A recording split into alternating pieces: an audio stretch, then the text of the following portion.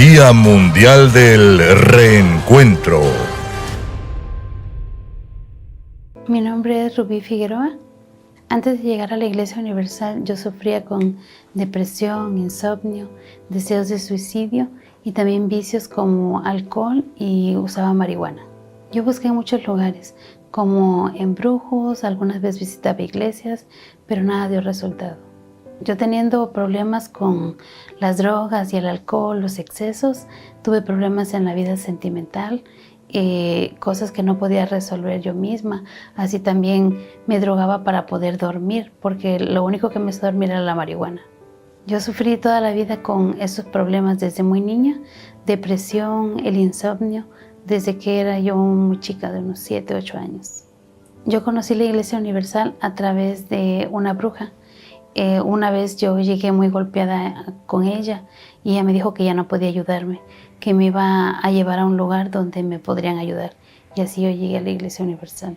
Empecé a liberarme, empecé a buscar de Dios.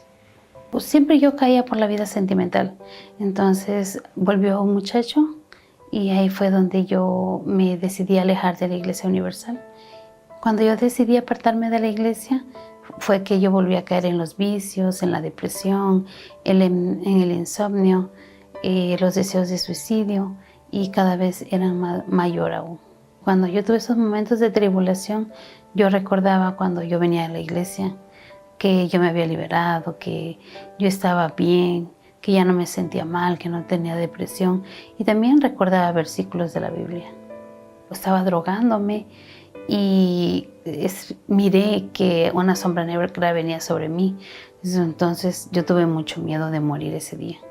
Y ahí fue cuando yo decidí regresar a la iglesia.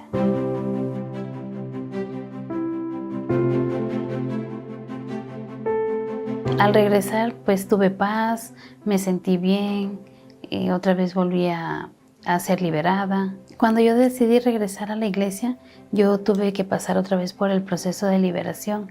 Y esto, pues fui liberada de los vicios, de las sombras, de las drogas, y poco a poco fui buscando el Espíritu Santo. Entonces mi vida cambió completamente, mi carácter, mi forma de ser. Dejé de ser una persona agresiva, peleonera, y tuve paz.